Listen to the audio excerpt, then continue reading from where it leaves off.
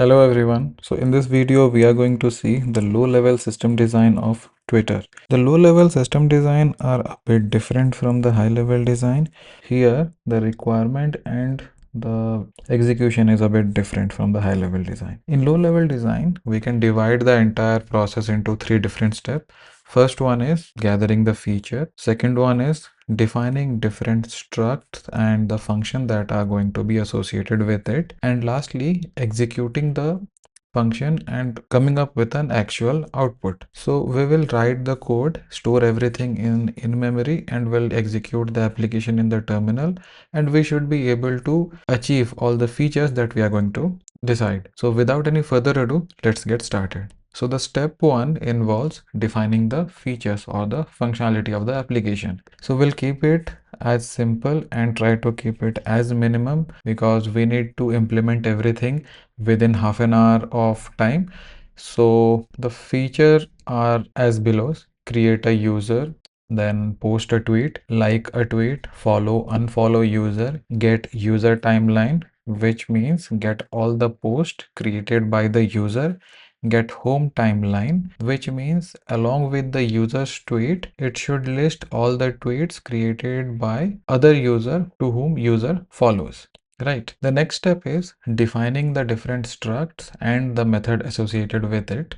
So the first struct, obviously, these are, we can say this as a entity also. It will be a user. Different fields that it will contain is like user ID, username, the list to which the user is following, and list of users who are following the user. This particular struct will contain three different methods: create user, follow user, and unfollow user. The next struct is tweet. It will contain a tweet ID, the user ID to whom this tweet belongs to, next the actual content of the tweet, then a created date timestamp, and the number of likes for this tweet. It will have two methods. One is post tweet and like tweet.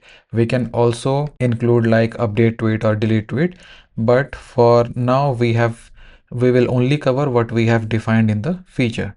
Lastly, the Twitter struct that combines everything into one place, and through this struct Twitter and the function that it exposes, finally we are going to create everything. Like this Twitter will have a list of users, list of tweets, then user timeline. It will be a map which will contain the ID as a key and list of tweets that belongs to that user. Then in the home timeline, as I mentioned, it will contain own tweets and the tweets of other user to whom the user follows, and different functions like create user, create tweet.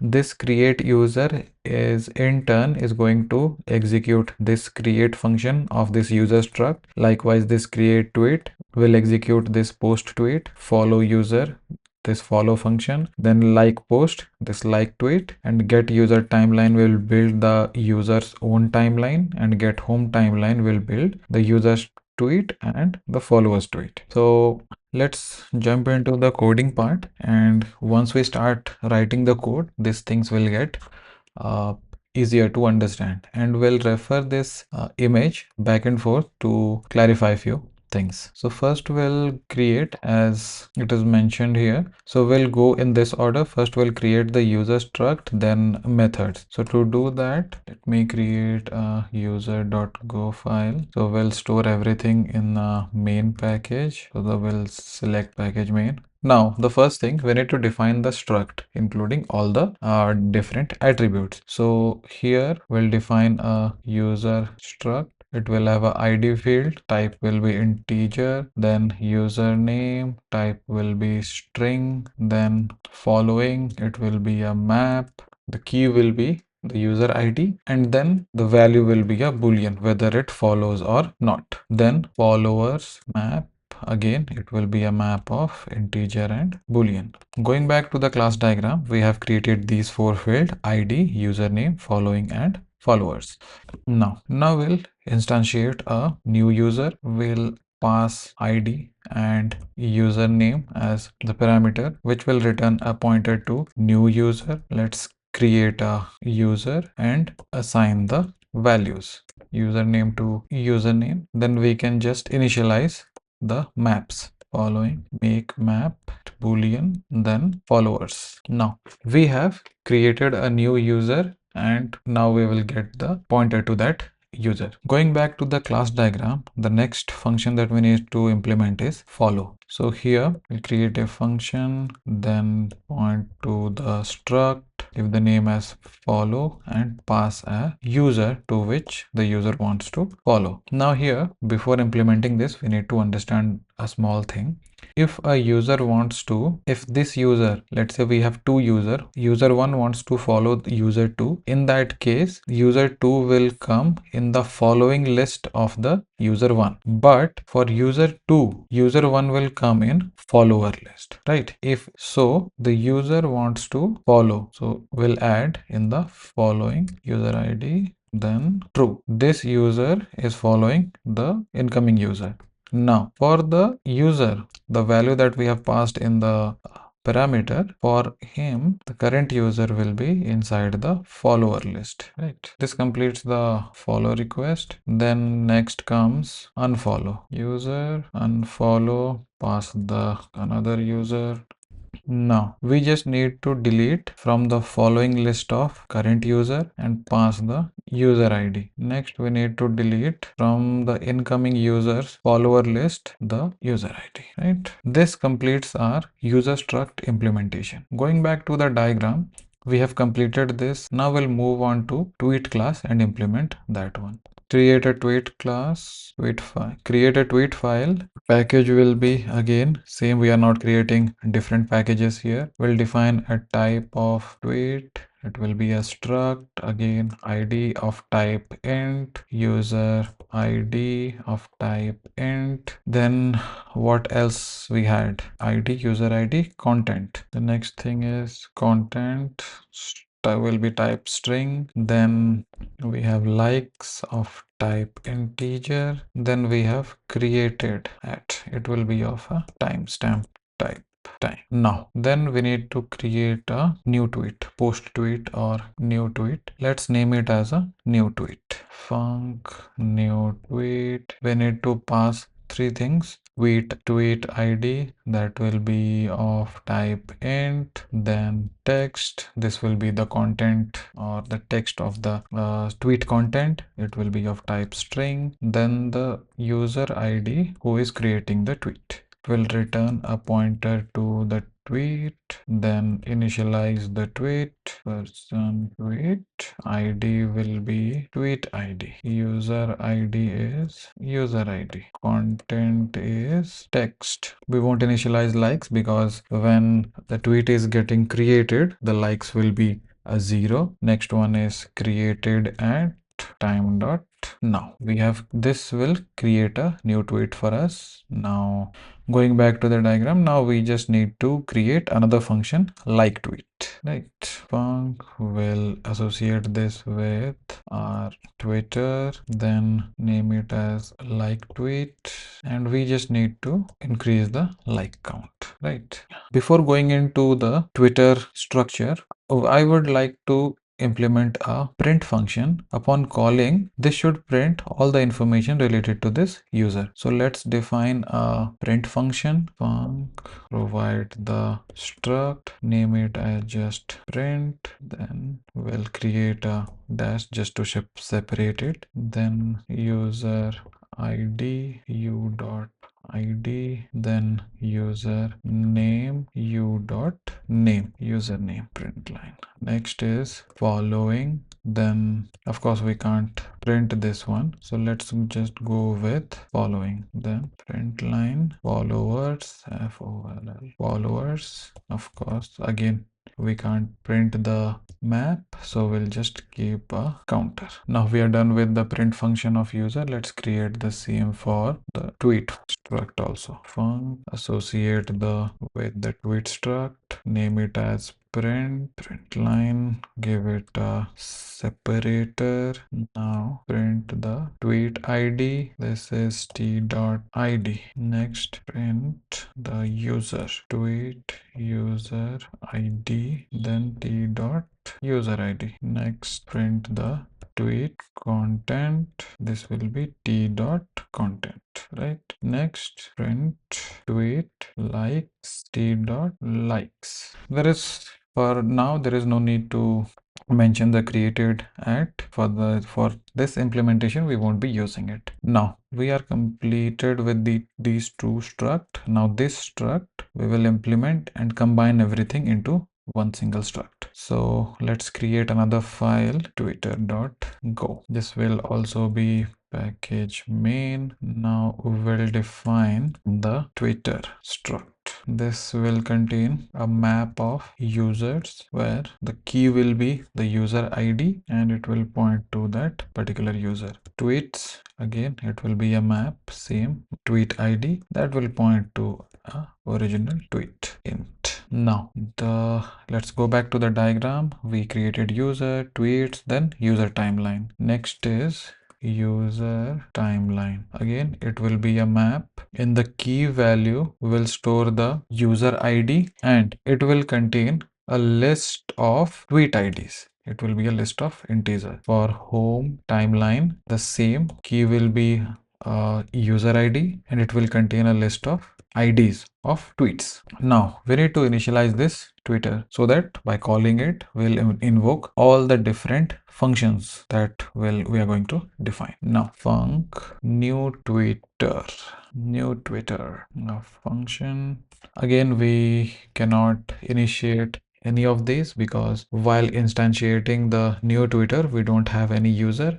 Gradually by calling these create user, create tweet will populate the different fields like user tweets and different timelines. Now it will return us a Twitter. Will return instantiate Twitter users. This will be we just need to provide some placeholder. User timeline, then home timeline. Right. Now we have instantiated this struct. Now we'll start implementing the functions. First one is the create user. It will just call the function that is defined inside this user struct create. So let's implement this one.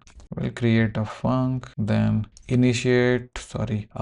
associate this with this Twitter struct, name of the function, create user, pass it an ID, then username will be of string. This will return a user. Now t dot users. Now we'll create a new user using this new user function. Let's call it as a new user. Now it takes an ID that we have. It takes a user name that also we have. Now we need to store this information inside this users map, right? So t dot users dot ID here. Now we have created a new user and we have inserted that value into this user map. Now we have to return the user. Right. Now as I mentioned earlier, we are just using the function that we have created in user struct. The next function is create tweet. This will be similar. We just need to call this new tweet method. After creating the tweet, we'll append this to this map, tweets map. Func associated with the Twitter struct, then create tweet. This will take 3 parameters: tweet ID, then the content of the tweet, and user ID. Tweet ID integer, then text or the content, then next is user ID. Again it will be an integer. Let's make consistent. Now again it will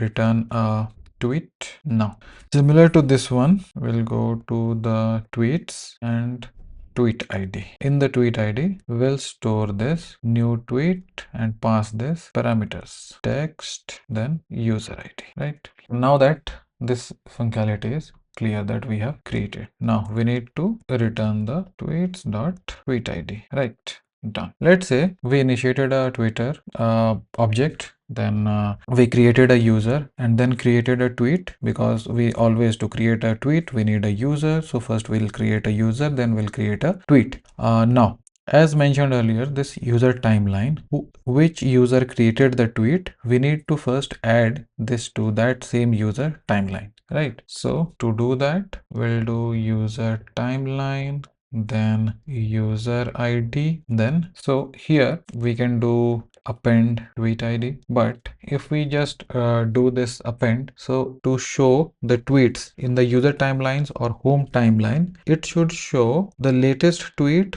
first. That means in a reverse chronology. So what we'll do, instead of appending it, we'll prepend it. So we'll create a helper function. Prepend will be a slice of integer, then we'll pass it as a value of integer, and it will return a array of integer. Return append, then integer. Here we'll pass the value and we'll just destructure the slice. So here, instead of append, we'll prepend. Right now, we have added the new tweet to the user timeline. Same tweet also needs to be shown in the home timeline. So let's add this to the home timeline also. It's simple. Home timeline, user ID, then prepend t dot home timeline dot user ID, and then tweet ID. Right now, we need to add this to the home timeline of the users who follow this particular user. So to do that, we need to